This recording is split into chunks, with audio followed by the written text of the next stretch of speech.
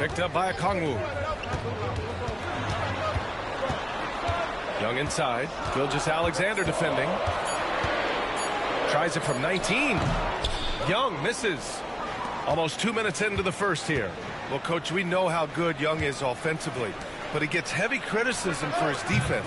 Yeah, look, and at 6'1", 164 pounds, he has some obvious limitations, Brian, but he's shown improved effort as a defender, and it shows in his defensive rating. And you have to have that scoring ability on the floor. Here's Daniels, continuing to put up the points, averaging 14 per game.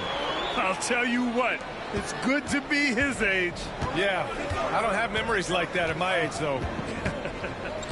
Now here's Gilgeous-Alexander.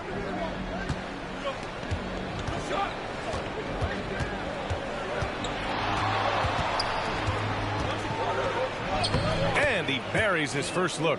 And the D can't allow Gilgeous-Alexander to get this positioning, because once he does, he makes you pay. Young looking for an opening.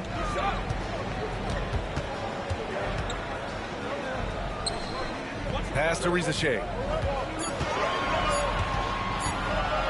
Fires from deep.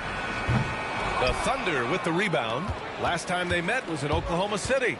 And in the last meeting, they were the better defensive team. They were the disruptors, causing turnovers all over the place. Yeah, guys, I watched the film of that one, and they had great activity defensively. They need that again tonight. He's consistent from out there, especially when you give him that kind of room. And so it's Quinn Snyder here calling timeout. Coach wants to speak to his guys, maybe alter some of the game plan. And from the sideline, let's catch up with Allie. Well, I did have a chance to talk with head coach Quinn Snyder.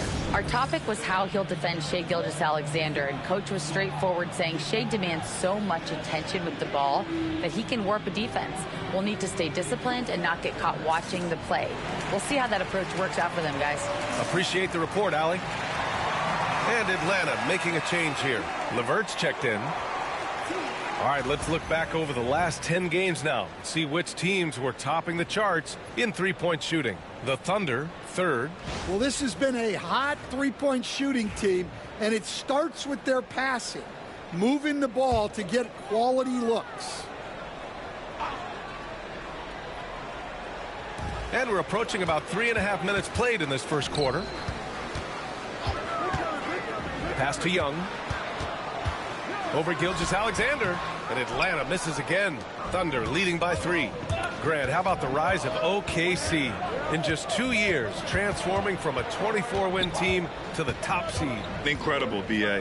The Thunder drafted well and gave those picks lots of playing time. Plus, they made some fantastic trades. And of course, don't forget, OKC still has a boatload of picks. Here's Daniels. He had an 18-point outing in their last game against the Heat in Miami. Shot clock at 5. Beyond the arc. Can't get a second shot to fall. Now 1 of 2. Dort, the pass to Gilgeous-Alexander. Here's Daniels. Dort defending. Gilgeous-Alexander against Young to stop the drought. Hartenstein pulls it in. Oklahoma City's gone 1 of 2 from three-point land so far. Gilgeous-Alexander nails the baby hook. Gilgeous-Alexander's gotten his second bucket.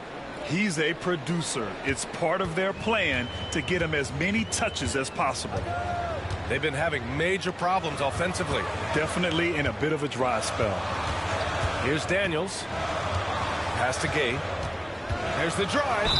And six-man, a common term in basketball, has a unique meaning for the Atlanta Hawks, Grant. Yeah, it's the name of their fan base. Extremely loyal and passionate. And they've swayed the outcome of games. Atlanta shooting their first foul shots of the night. First one falls for him. Atlanta making some changes. Clint Capella, he's checked in for Okongwu. Risacher comes in for Daniels, and it's Wallace in for Young.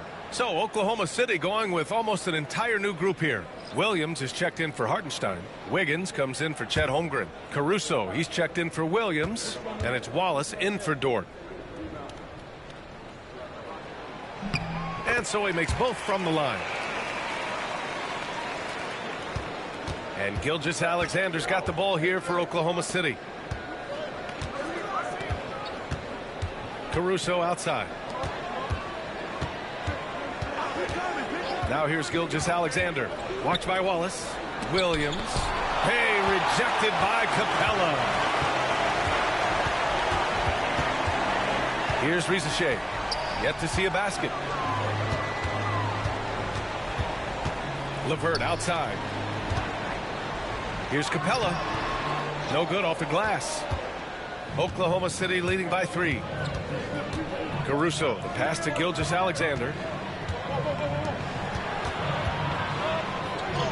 Played it in with a nice touch off the window.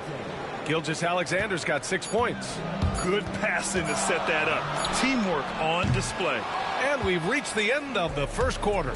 Thunder out in front. They lead by 5. And we'll be back in just a minute with the start of the second quarter.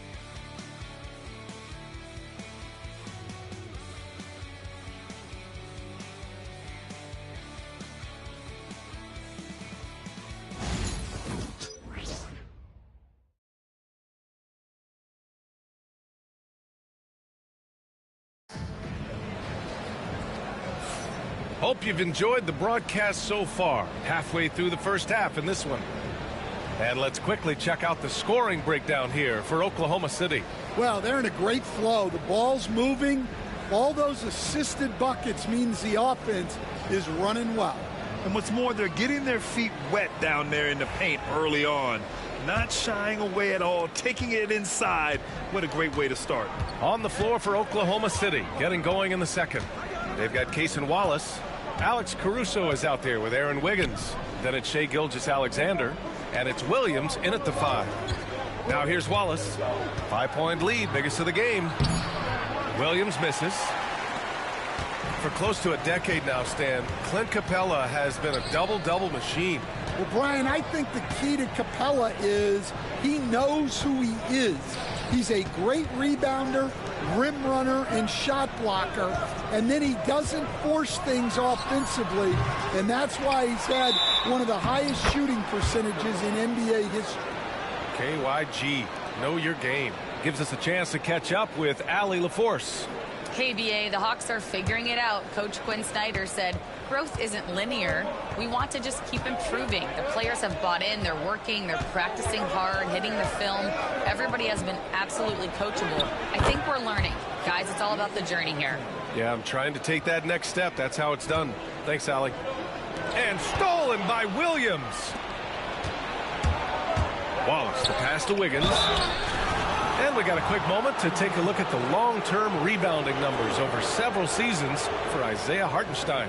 On the board, he's had a much bigger impact these last few years than he did before that. He can be relied on now to make a difference with his rebounding, and that's a product of how hard he's worked down low.